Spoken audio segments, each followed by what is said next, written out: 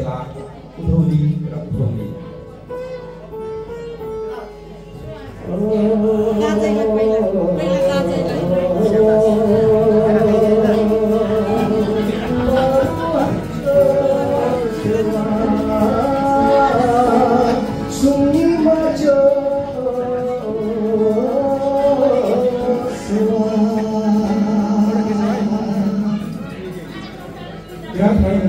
महान चाड हो साकेला जुन वर्षमा दुई पटक उधौली र उधौली हर्ष उल्लासका साथ मनाइने गरिन्छ। राईहरू बहुभाषी भएकोले साकेलालाई अनेकौं नामहरूले पुकार गर्ने गर्दछन्। भुले, बुङछर, फेरि नाम, श्री नाम, उधौली, त्यसै गरी साकेला, कोस, चारी, नागपूजा, भूमे, साकेवा, ओमाङ्गो, विशाल, ढुकुसी, फुर्रा, टोस्का, वाडर्नी आदि नामहरूले सम्बोधित हुन्छ। यसै अवसरमा अभिनयात्मक नृत्य कला सिली प्रदर्शन गर्ने गरिन्छ। किराँत राईहरूले मुलुकलाई सांस्कृतिक तथा धार्मिक जीवन दर्शनको रूपमा मान्दछ, जहाँ सिलीको व्याख्या गरिएको छ, जुन बिना उनीहरूको सांस्कृतिक जीवन पूरा भएको मानिँदैन।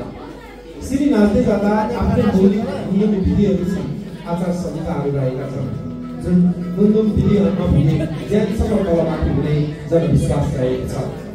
किराँती समाजलाई सिली मार्फत आफ्नो प्राप्त गरेको ज्ञान, सिप र अनुभव एक पुस्तादेखि अर्को पुस्तासम्म हस्तान्तरण गर्दै ल्याएको पाइन्छ।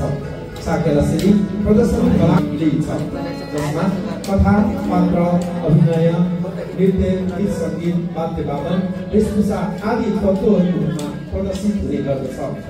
सिली कलाको दृष्टिकोणबाट पूर्वीय दर्शनमा 64वटा कलाहरूमध्ये 4 कला अन्तर्गत नाट्य र लोकनृत्य पर्दछ।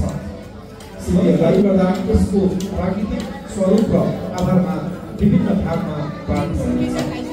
हिन्दुमी मानव सभ्यता विकाससँग सम्बन्धित सिलीहरू, युद्धकला सम्बन्धीका सिलीहरू, मानव र मानवेतर सम्बन्धीका सिलीहरू, मुन्दुमी अर्थात् रैका सिली, समय सूचक, त्यसै गरी सहभागिता, सिली मपा र सिली ममाले नाच्ने सिलीहरू, उधौलीमा नाचिने र उधौलीमा नाचिने सिलीहरू, त्यसै गरेर हात र खुट्टाले आदि सिलीहरू रहेका छन्।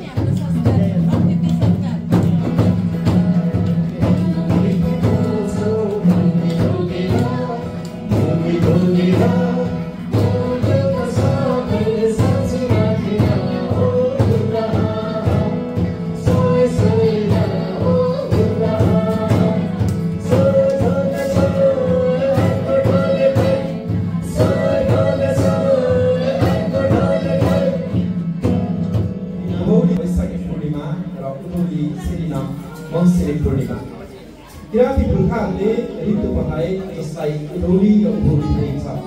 वसन्त ऋतुको आगमनसँगै धरतीमा बोट बिरुवाहरूले नयाँ पालुवा फेर्दछन्, वन जङ्गलमा चराचुरुङ्गीले पोखा काट्दैछन्।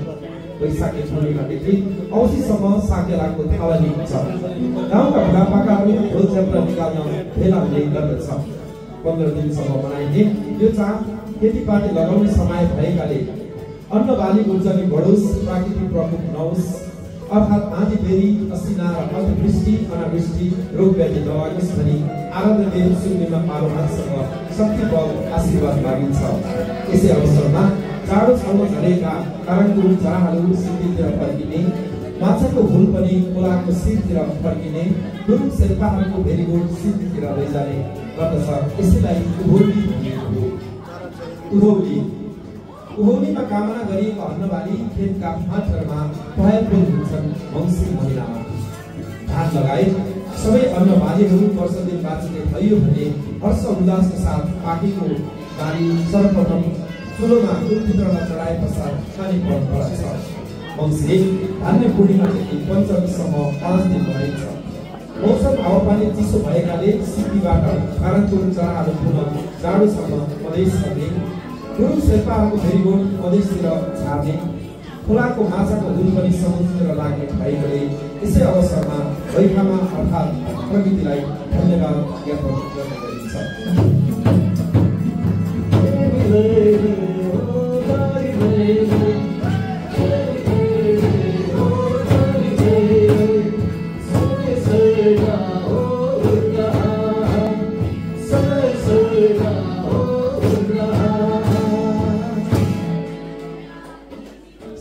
उत्पत्तिका अनेकौं मुन्दुनी लेखकहरू छन्, जसमध्ये आदिम चेली भयामा ख्यामा र आदिम चेली सैसेला र राजा बुदाहाङ दुईवटा मुन्दुनी लेखकहरू यहाँसँग प्रस्तुत गर्ने अनुमति म चाहन्छु। आदिम चेली सैसेला प्राचीन समयमा काठमाडौँ उपत्यकाबाट राज्य विस्थापित भएपछि किराँतीहरू जहाँ बसोबास गरी त्यहाँ राज्य स्थापना गरेको पाइन्छ। करिब 7औं शताब्दी हाल दोलाखा जिल्लामा पर्ने राजा बुदाहाङ किराँती राजाले राज्य गर्दथ्यो। कैयौं युद्धमा हार बेहोरेका थिए राजा बुदाहाङले। उनका दुईवटा श्रीमतीहरू सीता कुमार र वासा कुमार थिए भने एकजना चेली सैसेला थिए। पटक पटक युद्धमा हारेपछि सारा संसार जित्नलाई पारवा सुर्णिमाको छोरा हेमकबुङको स्थापना गरी पूजा आराधना गरी माइतीको शिर उठाउने अर्थात् दोलोकोमा शिरपेश लगाइदिने चेलीले लिइन्छिमा चेली सैसेलाले 6 महिना लेख र 6 महिना बेसी गरेर विभिन्न सामग्रीहरू जुटाएर कलात्मक तरिकाले कामलाबुनी अर्थात् सुनाखरीको फुल र मयूरको पंख मिलाएर दोलोकोम बनाइन्। शिष्टाकुमा साकेला सिली नाच्न पारङ्गी थिए, त्यसैले उनले पहिलोपटक सिली प्रदर्शन गरे।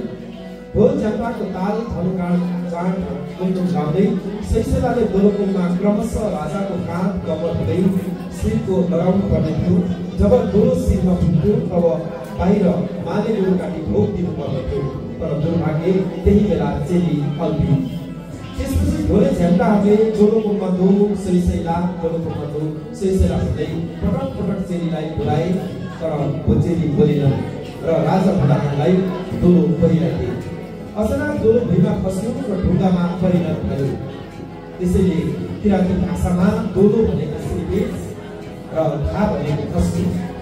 यसरी यस जिल्लाको नाम चाहिँ दोलोखा शब्द अपभ्रंश हुँदै कालान्तरमा दोलखा रहन गएको जनश्रुति रहेको छ। प्रत्येक डोरी र उभोरीमा चेली सैसेलालाई बोलाउँदा बोलाउँदा साकेलाको गीत बढ्यो।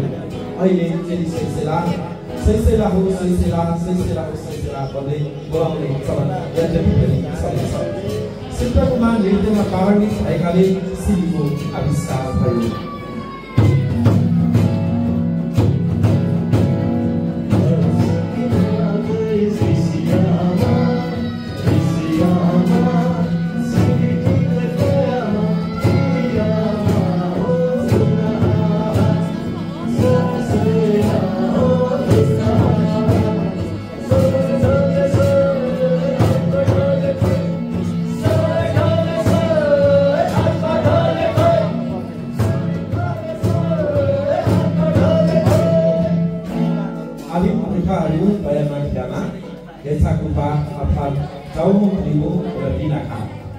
किराँती राईहरू बहुभाषी भएकाले आदिम पुर्खाहरू दयामा ख्यामालाई तोमा ख्यामा, कामा ख्यामा, कावामा ख्यामा, जाउमुखीको नामले चिनिन्छ भने माइती हेछाकुपालाई रैछाकुले, हेछाकुपा, रिनाका आदि नामहरूले सम्बोधन गरिन्छ।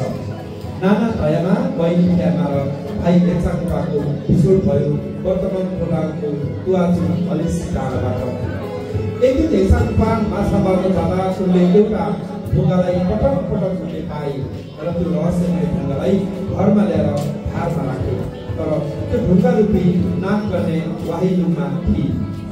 जब हेछाकुपाले बाहिर जान्थ्यो तब ढुङ्गा रूपी नाक गर्नेले सबै घरको काम गर्दथ्यो। हेछाकुपा घरमा आइपुग्दा खानापिना सरसफाइ सबै रेडी हुन्थ्यो। एक दिन हेछाकुपाले लुकेर विचार गर्दा सुन्दर नाक गर्ने भारदेखि भुइँमा छरिन् र उनले पक्रेर अचानक सोद्धा आफू नाक गर्ने भएको र मनुष्यसँग विवाह गर्न राजी भएको बताइन्। जब हेछाकुपाले विवाह नाक गर्ने अर्थात् नागेलुङमासम्म भएपछि चेलीको महसुस गर्यो र नियुक्त पठायो उपियालाई। सबैभन्दा पहिले उपियाले गएर दयामा ख्यामालाई नियुक्त भन्न गयो, तर दयामा ख्यामाले उपियालाई मारी पठायो। त्यसपछि जुम्रालाई पठायो, त्यो पनि सम्भव भएन। त्यसपछि अन्त्यमा भालेलाई पठायो, तर भालेलाई पठाउँदा उनीहरूले दिदीहरूले छोडेको गर्दलाई लिएर उनले गएको थियो र भालेले भन्यो फोक्चिली पौ फोक्चिली पौ फोक्चिली पौ भन्दै भन्दै भन्दै करायो। र दिदीबहिनीले पनि यो भाले कस्तो मेरो भाइको नाम पो लिन्छ भन्दै उनीहरूले पछाउँदै भालेलाई गयो। तयामा खेमाले भाइलाई भालेलाई खेद्दै जाँदा उनीहरूले त्यो गर्दलाई गल्लो डाँडामा राख्यो। फेरि त्यहाँ पुग्दा कोप्चिलेपाले अर्को डाँडामा पुर्याउँथ्यो। यसै गर्दै कोप्चिलेपाको घर पुर्यायो। भाइको विवाह नागकर्णेसँग धुमधाम हुन लागेको थियो। धुमधामसँगले विवाह भयो। उनीहरू खुबै नाचे गाए रमाए र भाइको विवाहमा आफूसँग केही नभएपछि सघाउनेको लागि आफ्नो सुन्दर बोमको खेलेर उनीहरूले सान्चेपको प्रथा सुरुवात गरेको छ र अहिले किराँती गाउँघरमा सान्चेप गर्ने प्रक्रिया अहिले पनि यो चलन चल्दैछ। सर्वप्रथम घरको छेउमा माटो स्थापना गरी उनीहरूले सिली नाचे। त्यही भएर राईहरूले अहिले विवाहमा अनिवार्य रूपमा सिली नाच्ने गर्दछ।